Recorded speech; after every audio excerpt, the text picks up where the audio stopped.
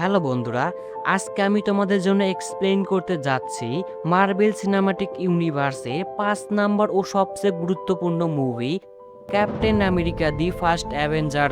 এই মুভিটা শুধু ক্যাপ্টেন আমেরিকার অরিজিন না, এই মুভিটা এমসিইউ এর শুরু, হাইড্রার জন্ম আর টেসার্ট নামের এক ভয়ঙ্কর শক্তির প্রথম অ্যাফারেন্স। তাহলে চলুন শুরু করি।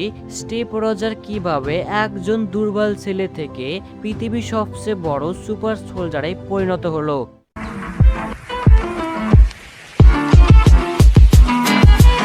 গল্পটা শুরু হয় 1942 সালে, যখন পৃথিবীতে চলতেছে ভয়ঙ্কর দ্বিতীয় বিশ্বযুদ্ধ। আর এখানেই আমরা দেখি জার্মানির একটি সিক্রেট বেস ক্যাম্পে নাৎসি বাহিনীর একটি শাখা কাজ করতেছে। কিন্তু এরা শুধু নাৎসি না, এরা হচ্ছে এক ভয়ঙ্কর সংগঠন হাইড্রা। আর হাইড্রার লিডার হচ্ছে জন স্মিথ, যার নাম পরে হয় রেড স্কাল, যে একটি প্রাচীন মন্দির থেকে খুঁজে বের করে এক রহস্যময় কিউব। আর এই কিউবের ভিতরে আছে এক ভয়ঙ্কর শক্তি, যা আসলে এমসিইউ এর ইনফিনিটি স্টোনগুলোর মধ্যে থেকে একটি, যেটি ব্যবহার করে রেড স্কাল পুরো পৃথিবী দখল করার প্ল্যান করে। এইদিকে গল্পের মূল চরিত্র স্টিভ রজার্সকে দেখি। সে নিউ ইয়র্কের ব্রুকলিনে থাকে। স্টিভ দেখতে খুবই দুর্বল, রোগা আর বারবার অসুস্থ হয়, কিন্তু তার মনে সাহস ছিল একদম আকাশ ছোঁয়া। সে চায় যুদ্ধে যোগ দিয়ে দেশকে বাঁচাতে। কিন্তু সমস্যা একটাই, মিলিটারিরা তাকে বারবার রিজেক্ট করে।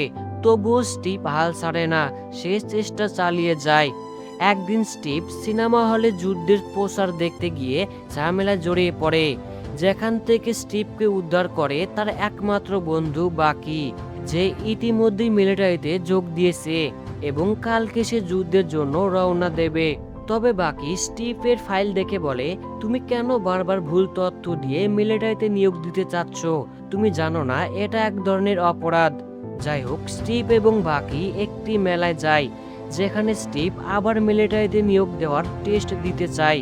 বাকি বারবার তাকে বুঝায় তুমি পারবে না, উল্টা আরো ভুল ঠিকানা দেওয়ার কারণে মিলিটারিরা তোমাকে আটক করবে। কিন্তু স্টিভ বলে, আমি দেশের জন্য কিছু করতে না পারলেও অন্যদের মতো নিজের জীবন বাজি রেখে যুদ্ধ তো করতেই পারি।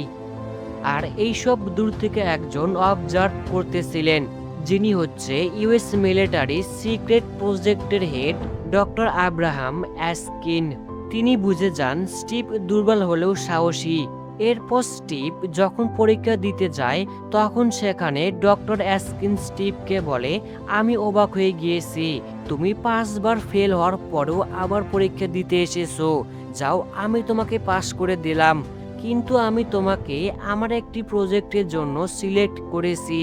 তবে সেখানে তোমার মতো আরো অনেকেই ট্রেনিং দেবে, আর যে পাস করবে তাকেই আমার প্রজেক্টের অংশ বানাবো। স্টিভে বলে, ঠিক আছে, আমি প্রস্তুত। এরপর স্টিভকে পাঠানো হয় ট্রেনিং ক্যাম্পে, যেখানে সবাই তাকে দেখে হাসাহাসি করে, কারণ সবাই শক্তিশালী এবং বড় শরীরের সৈনিক, আর স্টিভ একদমই চিকন। যাই হোক, এখানে স্টিভের সাথে পরিচয় হয় একজন পেগি কার্টার নামের অফিসারের সাথে। তো একদিন ট্রেনিং চলাকালীন ক্যাম্পের অফিসাররা একটা পরীক্ষা নেয়। তারা একটা গ্রেনেড ছুড়ে দেয় আর সবাই ভয়ে পালিয়ে যায়। কিন্তু স্টিভ পালায় না, সে দৌড়ে গিয়ে গ্রেনেডটার ওপর ঝাঁপিয়ে পড়ে নিজের শরীর দিয়ে সবাইকে বাঁচাতে চায়। কিন্তু পরে দেখা যায় ওই গ্রেনেডটা আসল ছিল না, এটা ছিল একটা পরীক্ষা। এবং এই পরীক্ষায় স্টিভ প্রমাণ করে দেয় সে শরীরের দিক থেকে দুর্বল হলেও তার মন ছিল সবার থেকে শক্তিশালী। তখনই ডক্টর আর্স্কিন নিশ্চিত হয় এই ছেলেই পারবে সুপার সোলজার হতে। তাই স্টিভকে নেওয়া হয় একটি সিক্রেট ল্যাবে, যেখানে আসে একজন বিজনেসম্যান ও মিলিটারি সাপ্লায়ার হাওয়ার্ড স্টার্ক, মানে টনি স্টার্কের বাবা। এরপর স্টিভকে এক বিশেষ সিরাম দেওয়া হয়, আর ডক্টর অ্যাস্কিন বলেন, এই সিরাম শুধু শরীরকে স্ট্রং করবে না, এই সিরাম মানুষের ভিতরে চরিত্রকেও এমপ্লিফাই করবে, মানে ভালো মানুষ আরো ভালো হবে আর খারাপ মানুষ আরো ভয়ঙ্কর হবে। এরপর স্টিভকে একটি মেশিনের ভিতর রাখা হয়। মেশিন অ্যাক্টিভ করতেই স্টিভের শরীর পরিবর্তন হতে থাকে। তার শরীর বড় হয়, মাসল তৈরি হয়, শক্তি ও স্ট্যামিনা বেড়ে যায়। আর এভাবেই জন্ম নেয় ক্যাপ্টেন আমেরিকা। ঠিক তখনই একটি দুর্ঘটনা ঘটে। একজন হাইড্রা স্পাই ল্যাবে ঢুকে ডক্টর অ্যাস্কিনকে গুলি করে মেরে ফেলে। আর ডক্টর অ্যাস্কিন মারা যাওয়ার আগে স্টিভকে বলে, তুমি শুধু শক্তিশালী হবে না, তোমাকে ভালো মানুষও হতে হবে। তখন স্টিভ বুঝতে পারে এটা শুধু শক্তি নয়, এটা দায়িত্ব। স্টিভ সেই গুপ্তচরকে ধাওয়া করে এবং প্রথমবার আমরা দেখি স্টিভের আসল শক্তি। স্টিভ দৌড়ে তাকে ধরে, কিন্তু স্পাই নিজেকেই মেরে ফেলে।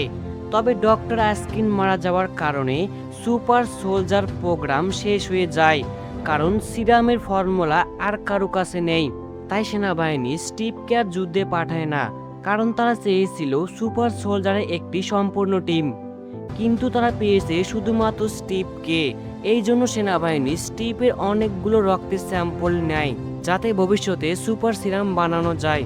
আর গভর্নমেন্ট স্টিভকে বলে, তুমি ফ্যান্সি কস্টিউম পরে স্টেজে শো করো, যাতে সৈন্যরা তোমাকে দেখে যুদ্ধ করার উৎসাহ পায়, এবং এই শো থেকে যে ইনকাম হবে সেটা দিয়ে যোদ্ধাদের সাহায্য করা হবে। স্টিভের ইচ্ছা না থাকলেও সে রাজি হয়। স্টিভ একের পর এক অনেক জায়গায় শো করে, আর দর্শকরা তার নাম দেয় ক্যাপ্টেন আমেরিকা। তো একদিন স্টিভ ইটালিতে সৈন্যদের জন্য শো করতে যায়, যেখানে সে জানতে পারে তার বন্ধু বাকি সহ আরো অনেক সৈন্য হাইড্রার হাতে বন্দী। স্টিভ সিদ্ধান্ত নেয় সে নিজে গিয়ে তার বন্ধুদের উদ্ধার করবে। আর এই কাজে তাকে সাহায্য করার জন্য পেগি কার্টার এবং হাওয়ার্ড স্টার্ক স্টিভকে হাইড্রার কাছে নিয়ে যায়। স্টিভ গোপনে হাইড্রার বেসে ঢুকে পড়ে, যেখানে সে দেখে রেড স্কাল টেসার্টের পাওয়ার ব্যবহার করে অনেক ভয়ঙ্কর সব অস্ত্র বানিয়েছে। কিন্তু স্টিভ অনেক কৌশলে বন্দি করা সৈন্যদের মুক্ত করে, যারা হাইড্রার বানানো অস্ত্র ব্যবহার করেই তাদের বিরুদ্ধে লড়াই শুরু করে। যেটা দেখে রেড স্কাল বুম দিয়ে তার বেস উড়িয়ে দেয়, কারণ সে চায় না ইউএস মিলিটারি তার আস্তানা খবর জেনে ফেলুক। আর সে তার অ্যাসিস্ট্যান্ট ডক্টর জোলাকে নিয়ে সেখান থেকে পালিয়ে যায়। এইদিকে স্টিভ তার বন্ধু বাকিকে উদ্ধার করে, এবং বাকি সব সৈন্যরা হাইড্রার অনেকগুলো অস্ত্র নিয়ে নিজেদের আস্তানায় ফিরে আসে। এই দেখে সেনাবাহিনী অবাক হয়ে যায়, তারা বিশ্বাস করতেই পারে না স্টিভ সত্যি ক্যাপ্টেন আমেরিকা। এরপর স্টিভ উদ্ধার করা সৈন্যদের মধ্যে থেকে কয়েকজনকে নিয়ে একটি টিম বানায়, এবং নিজে হাওয়ার্ড স্টার্কের কাছ থেকে একটি ভাইব্রেনিয়াম দিয়ে বানানো শিল্ড নেয়। তারপর স্টিভ এবং তার টিম হাইড্রার একের পর এক বেস ডিস্ট্রয় করতে থাকে। স্টিভ ধীরে ধীরে হয়ে ওঠে যুদ্ধের সবচেয়ে বড় সিম্বল। এইদিকে হাইড্রার লিডার রেড স্কাল টেসারেটের পাওয়ার ব্যবহার করে তৈরি করে ডেডলি ওয়েপেন্স। রেড স্কাল এর প্ল্যান ছিল সে পৃথিবীর সব দেশের ওপর ভয় দেখিয়ে শাসন করবে। তাই সে বলে, আমি আর হিটলারের অধীনে কাজ করব না। এই বলে সে হিটলারের উচ্চ পদের লোকদের মেরে ফেলে। তারপর রেড স্কাল হাইড্রাকে আলাদা শক্তিতে পরিণত করে। এই দিকে স্টিভ এবং তার দল হাইড্রার অ্যাসিস্ট্যান্ট ডক্টর জোলাকে ধরার জন্য একটি চলন্ত ট্রেনের ওপরে যায়, কিন্তু ডক্টর জোলাকে ধরার সময় তার গার্ডদের সাথে লড়াই করতে গিয়ে বাকি ট্রেন থেকে পড়ে যায়। স্টিভ তাকে বাঁচানোর অনেক চেষ্টা করে, কিন্তু সে ব্যর্থ হয়। তবুও তারা ডক্টর জোলাকে ধরে ফেলে, যার কাছ থেকে স্টিভ এবং মিলিটারিরা জানতে পারে রেড স্কালের আসল প্ল্যান আমেরিকা সহ পৃথিবীর সব বড় দেশগুলো ডিস্ট্রয় করা। এই জন্য স্টিভ একাই চলে যায় রেড স্কালকে থামানোর জন্য, কিন্তু হাইড্রার লোকেরা তাকে আটক করে। আর রেড স্কাল যখন স্টিভকে মারতে যাবে, ঠিক তখনই সেখানে মিলিটারিরা চলে আসে। এই দেখে রেড স্কাল একটি প্লেন নিয়ে সেখান থেকে পালাতে শুরু করে। স্টিভ পেগি কার্টার এবং কর্নালের সাহায্যে প্লেন টেক অফ করার আগেই কোনো মতে প্লেনের ভিতর ঢুকে পড়ে। প্লেনের ভিতর ঢুকেই স্টিভ দেখে অনেকগুলো বোমা, যেগুলো ব্যবহার করে রেড স্কাল পুরো পৃথিবীর ওপর রাজত্ব চালাবে।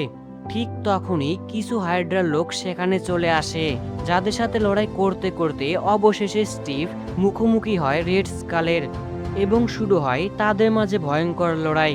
এই লড়াইয়ের মাঝেই টেসারের যে মেশিনের ভিতর ছিল সেটি ভেঙে যায়, আর রেড স্কাল সেটা হাতে নেয়। কিন্তু পাওয়ার হ্যান্ডেল করতে না পেরে টেসারেট রেড স্কালকে অন্য ডিমেনশনে পাঠিয়ে দেয়। আর এটাই পরে অ্যাভেঞ্জার এবং ইনফিনিটি সাগাতে বড় ভূমিকা রাখবে। যাই হোক, রেড স্কাল হারিয়ে যাবার পর স্টিভ বুঝতে পারে প্লেনটা থামানো সম্ভব না, আর প্লেনটা যদি ল্যান্ড করে তাহলে পুরো শহর ধ্বংস হয়ে যাবে। তখন স্টিভ রেডিওতে পেগি কার্টারের সাথে কথা বলে। প্যাগি বলে, স্টিভ প্লিজ ফিরে এসো। কিন্তু স্টিভ বলে, আমি এটা করতে পারবো না, কারণ আমার কাছে আর কোনো উপায় নেই।